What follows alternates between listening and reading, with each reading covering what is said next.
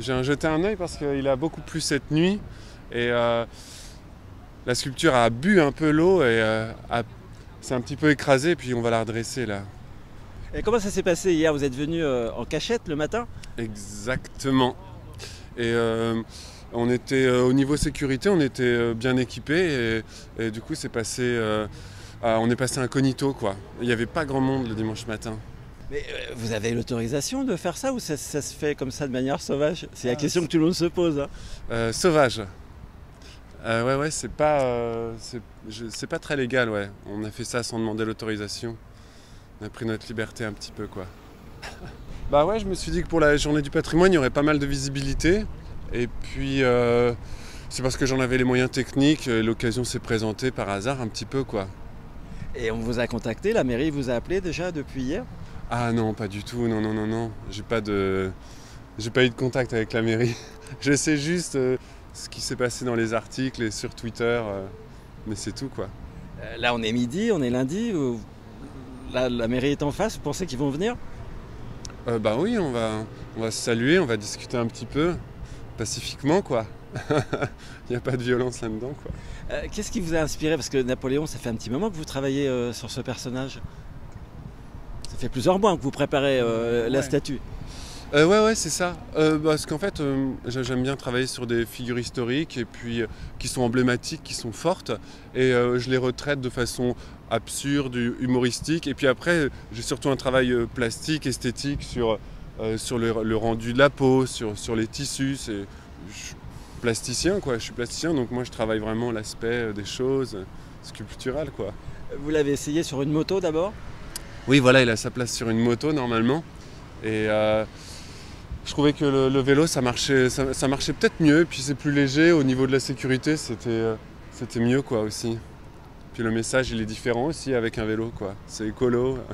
Et puis c'est un petit peu drôle, c'est un petit peu excitant de mettre des choses là où c'est pas vraiment leur place, là où c'est un petit peu interdit, quoi. Et puis l'art, c'est drôle de le placer devant tout le monde, quoi, et pas seulement dans les musées. En fait. Et si on parle un petit peu de son aspect, vous avez beaucoup travaillé Bah ouais, il est immense, il fait dans les 2,10 m et il porte des beaux habits de qualité, des tissus, des plastiques, des peaux synthétiques. Il a le masque mortuaire de Napoléon, le vrai, que j'ai fait réimprimer en 3D, quoi, qui est disponible sur internet. Il a des vrais cheveux, des cheveux naturels. Et puis le vélo est immense, mais ça se voit pas du tout de là. Imaginez s'il avait une taille normale, quoi, ce vélo, et Napoléon s'il avait eu sa vraie taille. Là, il est assez grand, mais ça se voit pas trop. Le socle, et les mains? Et les mains, c'est des mains en silicone et qui ont l'aspect carrément humain. Et il est tatoué. Je l'ai tatoué à la machine à tatouer, etc. Sur le visage, sur les mains. Qu'est-ce qu'il a comme tatouage? Bah, il porte les noms de ses copines, de ses ex-copines. Il a la carte de Sainte-Hélène tatouée dans le cou. Et puis, il a sa date de naissance. Il a un petit peu comme de beaux tatouages, quoi, on va dire, des beaux dessins. Je vais essayer de le faire laisser sur place un petit peu plus longtemps, quoi. Le faire rester, quoi. Après, du coup, il va à Grainville-sur-Ry au Festival des Arts des Prés.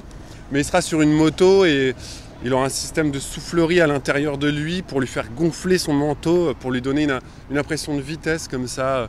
Parce que normalement il fonctionne sous électricité et puis là je pouvais pas mettre d'électricité.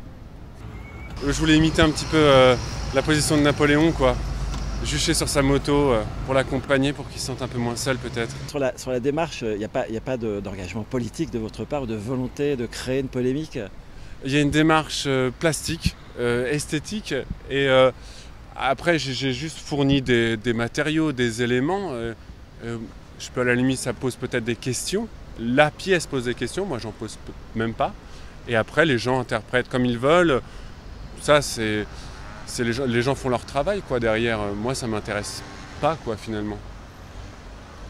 Ça leur fait plaisir, ça peut leur faire rire. Si, en fait si, ça m'intéresse.